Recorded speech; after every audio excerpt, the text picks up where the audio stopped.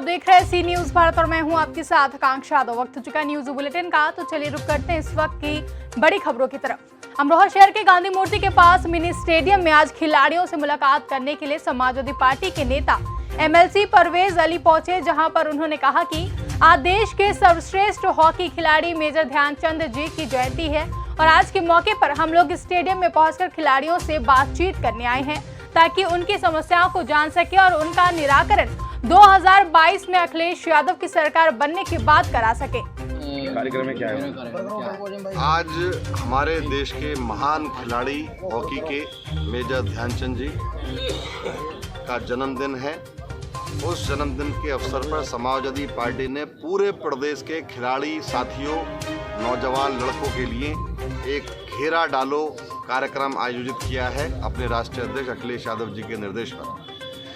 इस घेरा डालो कार्यक्रम में हम जनपद में जो समाजवादी पार्टी की सरकार में धरोहरें बनाई गई थी, जैसे अमरोहा का स्टेडियम माननीय अखिलेश यादव जी, माननीय महबूब अली साहब के अथक प्रयासों से बना था, उस स्टेडियम की दुर्दशा देख रहे हैं कि जगह जगह से पत्थर हट गया है, घास जमी है, लाइटें फूक गई हैं, खिड़कियां के कांच टूट गए हैं और ये भारतीय जनता पार्टी की सरकार ऐसे स्टेडियम को भी मेंटेन नहीं करती।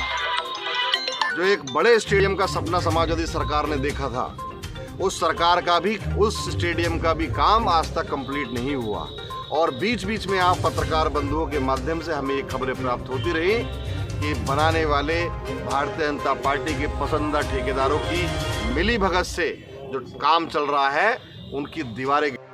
अमरोहा से सी न्यूज संवाददाता गौरव श्रीमाली की रिपोर्ट। रुक करेंगे अगली खबर की तरफ, जहां मिहीपुरवा बहराइच भादा नदी में जलस्तर बढ़ने के साथ तेज बहाव के कारण नदी के तटवर्ती इलाकों में लगातार कटान जारी है। बता दें, पड़ोसी देश नेपाल में पहाड़ी इलाकों से निकली भादा नदी मिहीपुरवा तहसील क्षेत्र से होकर गुजरती है, जहां सामान्य दिनों में तो कोई समस्या नहीं होती है, लेकिन बरसात के मौसम में पहाड़ी तथा तराई क्षेत्र में होने वाली भारी बारिश से आने वाली बाढ़ तहसील क्षेत्र में भी भीषण तबाही मचाती है। बाढ़ आने पर जहां फसलें बर्बाद होती हैं, वहीं जलस्तर बढ़ने तथा घटने में नदी के तटवर्ती इलाकों में होने वाली कटान से खेती योग्य भूमि तथा घर मकान कटान की भेंट चढ़ जाते हैं।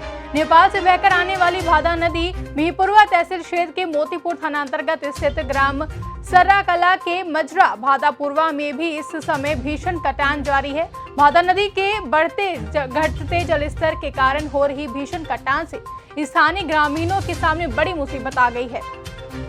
बहराइच से सी न्यूज संवाददाता रामसूरत यादव की रिपोर्ट। देवरिया जनपद के मदनपुर थाना क्षेत्र में रविवार की सुबह जमीन के झगड़े में एक रिटायर्ड फौजी की हत्या कर दी गई। पड़ोसियों ने लाठी डंडे और ईंट से हमला कर उसकी जान ले ली। मिली जानकारी के अनुसार मदनपुर थाना क्षेत्र के भारी डीहा गांव के ज्योत बंधन दुबे सेना से रिटायर्ड थे। काफी समय से जमीन के एक टुकड़े को लेकर पड़ोसी से उनका विवाद चल रहा था। दोनों पक्ष आमने सामने आ गए, जहां आरोप है कि इसी दौरान करीब आधा दर्जन लोगों ने ज्योत बंधन दुबे पर लाठी डंडों से हमला बोल दिया और पड़ोसी अपनी छत से भी उनके ऊपर ईंट बरसाने लगे। तभी गंभीर रूप से घायल रिटायर्ड फौजी की मौत हो गई। घटना के बाद पड़ोसी फरार हो गए हैं, जहां मौके पर पहुंची जांच पड़ताल कर रही है।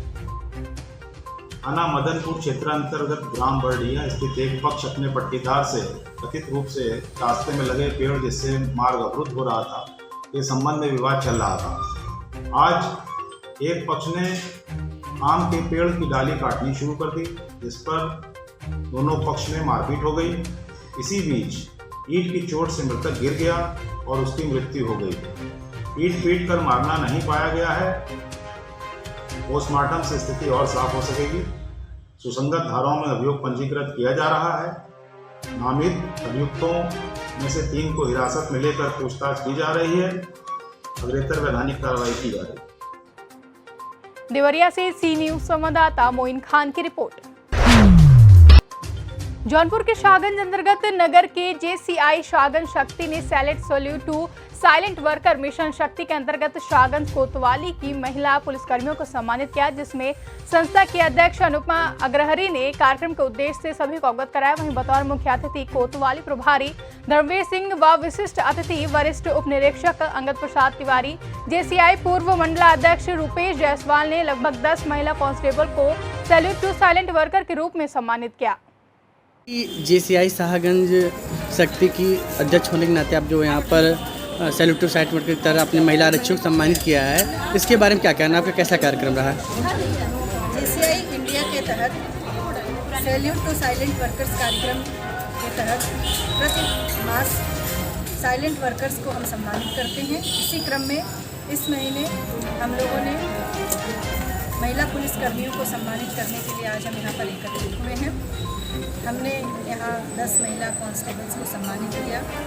उनके जोश और जज्बे को हम सलाम करते हैं और हमारी पूरी महिला शक्ति टीम यहाँ इसलिए एकत्रित हुई कि हमारी आने वाली पीढ़ी, जो हमारी युवा पीढ़ी, हमारे देश की बच्चियाँ, महिलाएँ, इन लोगों से प्रेरणा लें और अपनी महत्वाकांक्षाओं को पूरा करने के लिए किसी भी विघ्न बाधा से डरे नहीं।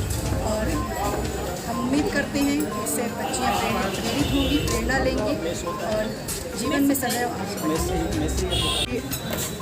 आप महिला पुलिस कर्मियों का JCI शाहगंज शक्ति द्वारा सैल्यूट टू साइलेंट वर्कर के रूप में सम्मान दिया गया, ऐसे में आप क्या कहना चाहेंगी? जय हिंद।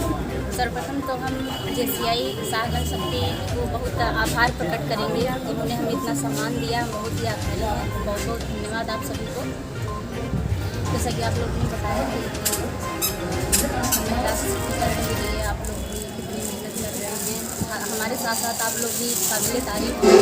बहुत ही अच्छा योगदान रहा। आप जैसे लोगों को देखकर हमें बड़ी